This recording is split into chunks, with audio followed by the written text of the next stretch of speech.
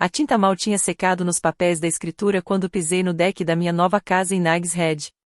O vento trazia o cheiro marcante do Atlântico, aquele ar salgado que grudava na pele e sussurrava a liberdade.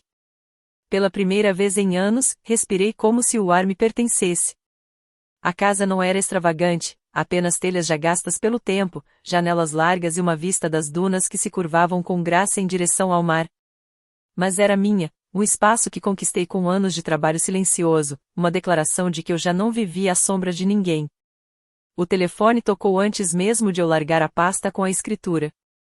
O nome de Marcela acendeu na tela. A voz da minha irmã veio firme, treinada em comandar, sem espaço para que eu dissesse uma palavra. Vamos chegar em 3 horas com 22 parentes do meu marido. Prepare os quartos. Faça comida para todos, vamos ficar 2 semanas. Suas palavras não soaram como um pedido, mas como um decreto, como se a casa sempre tivesse sido dela. Fiquei de pé na sala vazia, o oceano derramando luz sobre o assoalho nu, e senti a velha fisgada apertar meu peito. Eu conhecia bem aquele tom. Cresci sob ele, me curvando diante dele, aprendendo a me calar enquanto ela lançava ordens que nossos pais sempre se apressavam a cumprir. Mesmo assim, não respondi de imediato. Deixei que suas palavras ecoassem contra as paredes que nunca tinham conhecido, nunca lhe tinham dado abrigo. A casa era minha, comprada com minhas economias, meu esforço, meu nome gravado limpo na escritura. Por fora, mantive a firmeza, minha voz estável quando finalmente disse: Eu te escuto, Marcela. Por dentro, algo despertou uma dor antiga misturada a uma firmeza que eu não sentia havia anos. Encerrei a ligação e fiquei olhando para o horizonte, a água inquieta, mas constante. 3 horas. Esse era o tempo que ela tinha me dado, e eu já sabia que seria o suficiente. Enquanto permanecia no silêncio da minha casa de praia, o passado se ergueu como a maré, me arrastando de volta a Raleigh, onde Marcela e eu aprendemos, pela primeira vez, os papéis que nos couberam. Ela era o fogo, sempre exigente, sempre convencida de que o mundo lhe devia um lugar à cabeceira da mesa. Eu era paciente, a que suavizava arestas, a que guardava silêncio quando o silêncio parecia o único jeito de manter a paz. Nossos pais reforçaram isso sem perceber, elogiando a ousadia dela, relevando seus acessos de raiva e se apoiando em mim para ser estável, a que não causava problemas. Lembro dos jantares de aniversário em que Marcela fazia questão da maior fatia de bolo, e meus pais apenas riam, entregando-a de bom grado. Lembro também dos trabalhos da escola, quando ela se gabava em voz alta do que não tinha feito. E lá estava eu, acordada até tarde, terminando tudo, cansada demais para protestar. Quando chegamos ao ensino médio, o padrão já estava consolidado. Marcela pressionava. Eu cedia. Ela exigia. Eu entregava. E, anos mais tarde, quando nossos pais morreram, nada mudou. Só se solidificou. Marcela tomou as rédeas do espólio, falando como se apenas ela carregasse o nome da família. Os parentes a seguiam. Eu virei a figura de fundo, a irmã que nunca brigava, a que todos supunham estar sempre de acordo. Minhas palavras raramente tinham peso. Se eu a questionava, ela torcia tudo em sinal de egoísmo ou fraqueza, e todos concordavam com ela. Mergulhei tão fundo nesse papel que mal percebia a amargura silenciosa crescendo dentro de mim. Aquela ligação na minha casa de praia não era novidade. Era a mesma voz que ditava a minha vida desde a infância, sempre esperando obediência. Mas, enquanto as ondas quebravam do lado de fora da janela, percebi que o chão sob meus pés havia mudado. A escritura na minha pasta não era apenas papel. Era a prova de que eu finalmente tinha saído da longa sombra do controle dela. Quase pude nos ver de novo quando crianças, Marcela batendo o pé, eu cruzando as mãos para esconder o tremor. Só que ali em Nags Head não era medo que me preenchia, mas uma calma resoluta que eu nunca tinha conhecido. A sensação de que, enfim, eu poderia escolher qual papel interpretar. E com 3 horas pela frente, eu já estava escolhendo. Quando nossos pais morreram, acreditei que o luto poderia suavizar o aperto de Marcela. Que a perda a ensinaria a dividir. Em vez disso, apenas lhe deu mais espaço para apertar as rédeas. O espólio foi dividido no papel, mas na prática Marcela falava como se tudo levasse apenas o nome dela. Carregava-se como uma herdeira absoluta, uma rainha sem coroa nem consentimento. Parentes acatavam, vizinhos cediam, e eu, cansada de anos aplanando discussões, fiquei em silêncio mais tempo do que deveria. A fazenda da família, em Johnston County, foi a primeira a ir embora.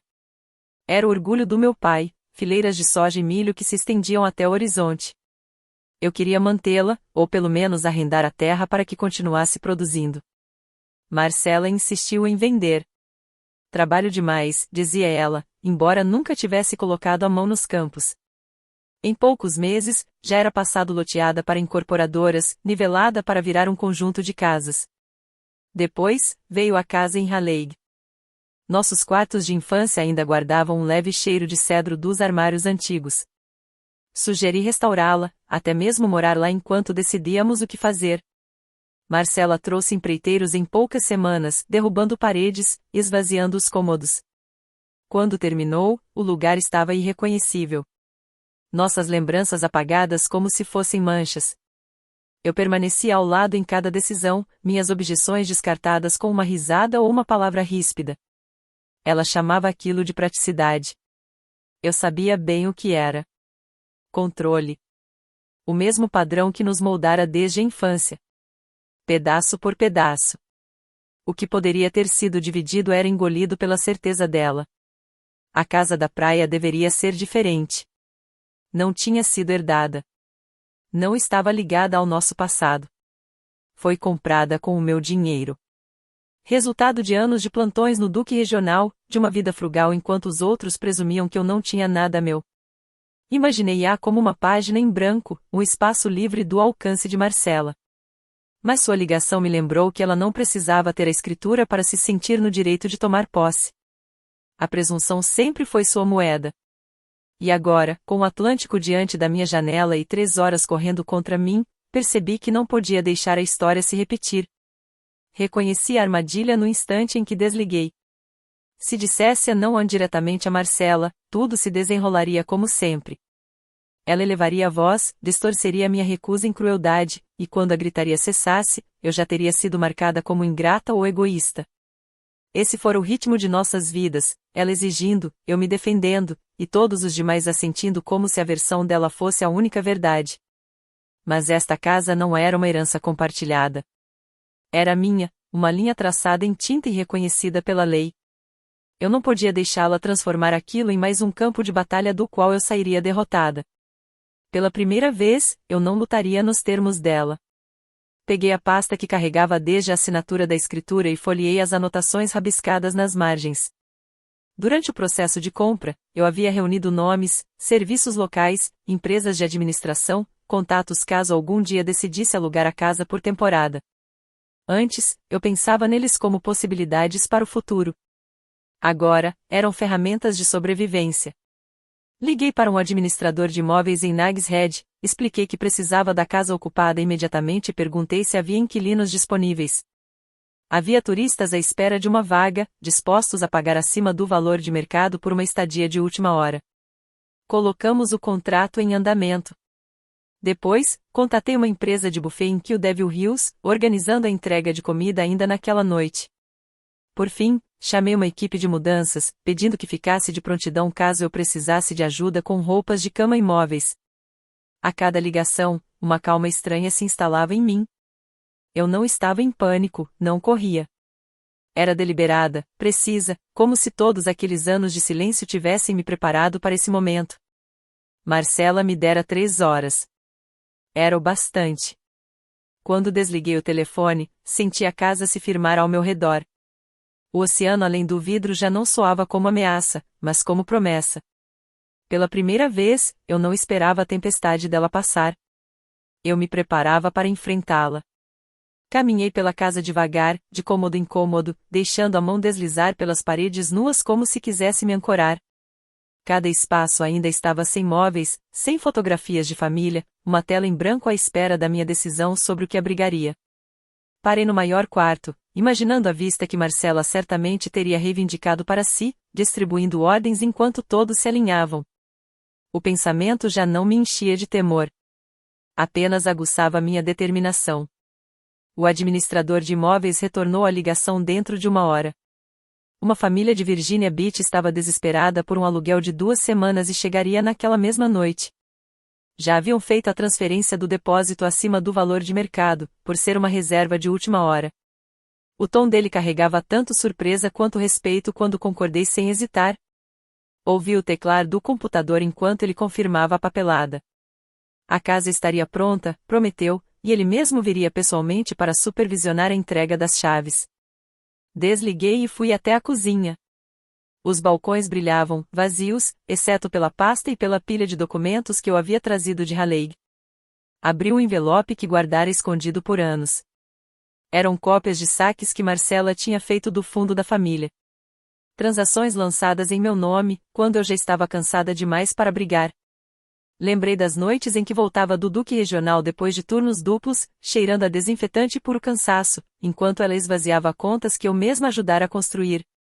Guardei os documentos no cofre à prova de fogo que havia escondido no armário. Não eram apenas registros. Eram a prova de que eu não tinha inventado o roubo, de que meu silêncio tinha um preço. Eu não estava pronta para usá-los ainda não. Mas saber que estavam ali por perto me deixava mais firme do que a porta trancada ou a escritura registrada. Quando fechei o cofre e girei a chave, senti a casa deixar de ser frágil e passar a ser fortificada. Os cômodos já não pareciam vulneráveis. Pareciam preparados. E eu também estava. O som distante de pneus na rodovia me lembrou que as horas estavam escorrendo. O primeiro carro entrou na garagem exatamente quando o sol começava a mergulhar devagar em direção ao mar. Minutos depois, outros foram chegando. Uma caravana de minivans e SUVs se espalhando pela rua até que a calçada ficasse tomada por placas desconhecidas. Portas batiam, vozes se erguiam e crianças disparavam pelo caminho de areia em direção à varanda como se já lhes pertencesse. O riso carregado pelo vento soava alto demais para paredes que nunca os haviam abrigado. Marcela saiu do carro da frente como uma comandante inspecionando sua conquista. Não bateu a porta, não hesitou. Começou a dar ordens, apontando para o segundo andar para que levassem as malas, indicando a cozinha para as caixas de mantimentos que tinham trazido. Seus cunhados se moviam como se estivessem ensaiados, arrastando caixas térmicas e malas sem sequer me lançar um olhar. Para eles, aquela casa já era deles por 2 semanas, e eu não passava do porteiro segurando a chave. Fiquei parada no hall de entrada, calma, as mãos firmes ao lado do corpo. Anos atrás, eu teria corrido para ajudar, para suavizar a chegada, para me tornar útil e não causar atrito. Mas agora, apenas esperava, observando enquanto Marcela disparava ordens: ponham as crianças no andar de cima. Deixem o vinho no balcão. Celeste, cadê as roupas de cama extras? Seus olhos passaram por mim, frios, já calculando qual quarto escolheria para si. O maior, é claro. O que tinha vista para o mar. Era o mesmo olhar que eu conhecia da infância, quando ela batia o pé até que nossos pais lhe dessem a maior fatia, o melhor brinquedo, o elogio mais barulhento. Não descarreguem, falei enfim, a voz firme, mas serena. As palavras caíram como pedra na água, pela primeira vez desde que tinham chegado. O barulho cessou. Malas ficaram suspensas no ar. Um isopor se ajeitou de forma desajeitada nos braços de alguém. Marcela se virou, a descrença transformando-se em irritação. Como assim? Não descarreguem? Esta é a casa. Já estamos aqui. Enfrentei o olhar dela sem piscar. Não está noite, Marcela. O silêncio se estendeu, tenso como uma corda prestes a arrebentar. E naquela quietude, senti a maré da noite começar a mudar. Os olhos de Marcela se estreitaram, a voz cortando a pausa pesada. Do que você está falando? É claro que vamos descarregar. Todos estão exaustos da viagem. Ela estalou os dedos para um dos primos, mandando-o subir a escada. Eu não me movi. A casa está alugada, respondi, firme como a maré lá fora. Hóspedes pagantes chegam hoje à noite. Vocês vão precisar levar as coisas de volta para os carros.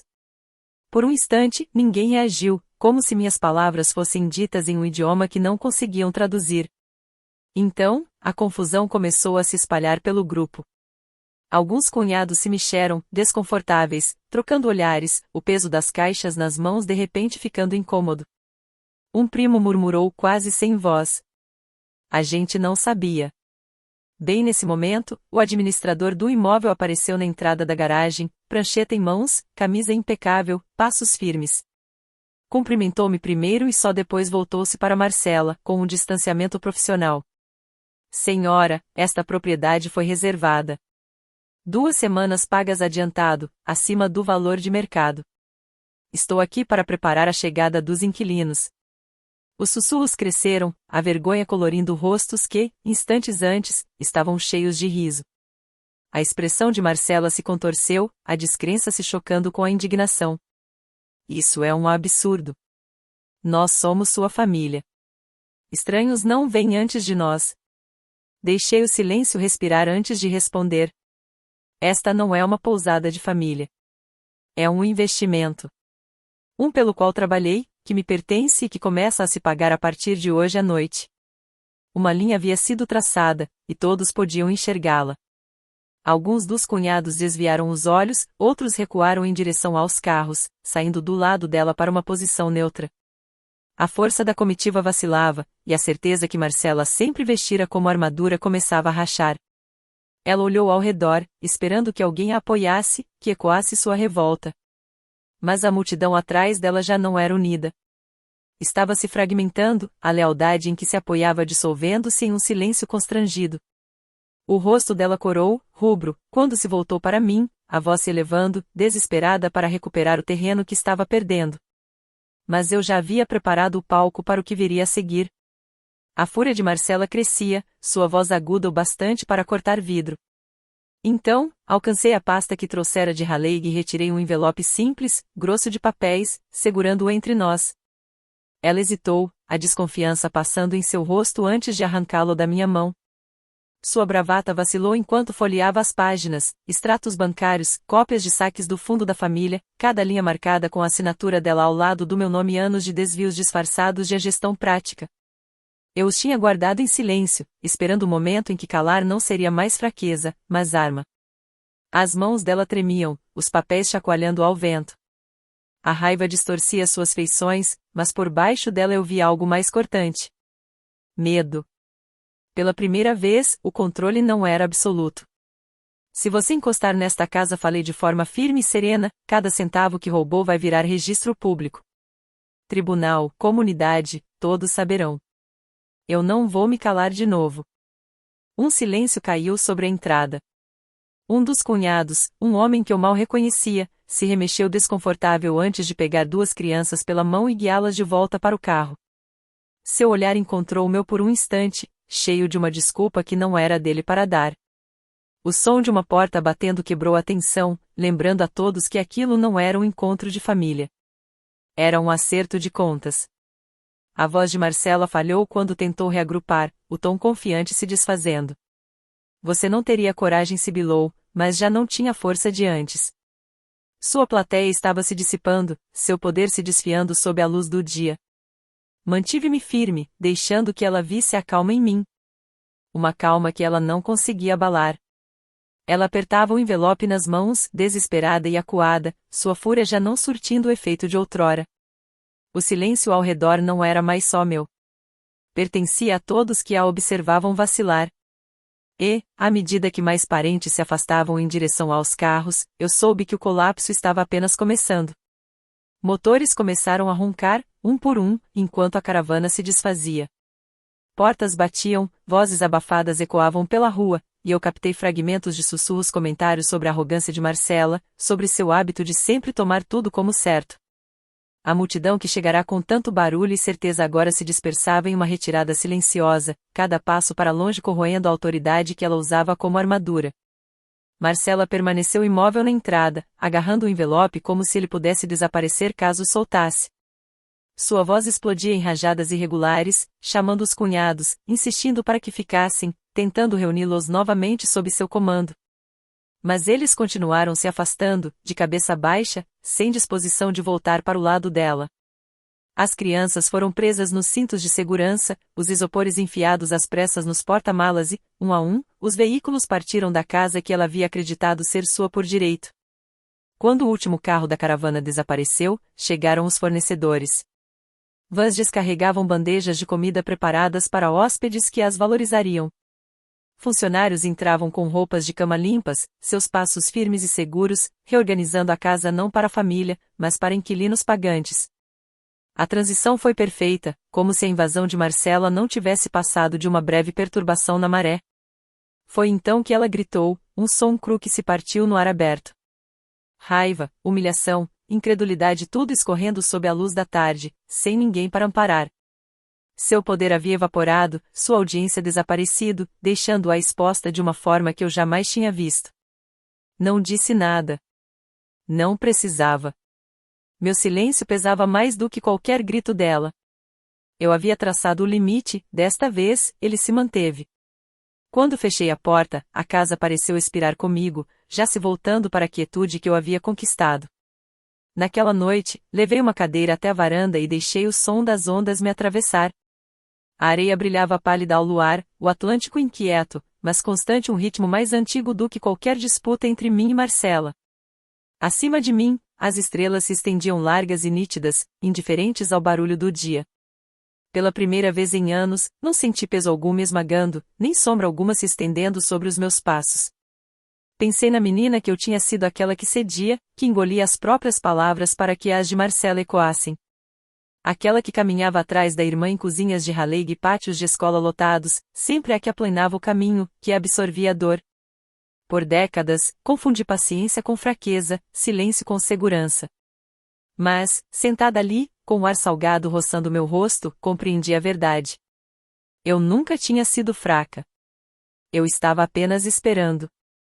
A casa ao meu redor não era só madeira, vidro e tinta. Era prova de que anos de plantões duplos, escolhas frugais e uma determinação silenciosa haviam construído algo sólido. Era uma linha traçada em cedro e pedra, um lembrete de que eu podia ocupar espaço sem pedir desculpas. A voz de Marcela já não preenchia a noite. Suas exigências, sua certeza, seu senso de direito tinham escorrido para o passado e com eles, a parte de mim que sempre se curvava. Recostei-me, ouvindo o oceano bater em seu ritmo eterno, e senti a chave aquecer no meu bolso. A escritura era minha, mas mais do que isso, também era minha história. Esta casa não era apenas um investimento. Era minha declaração de que eu nunca mais seria apagada.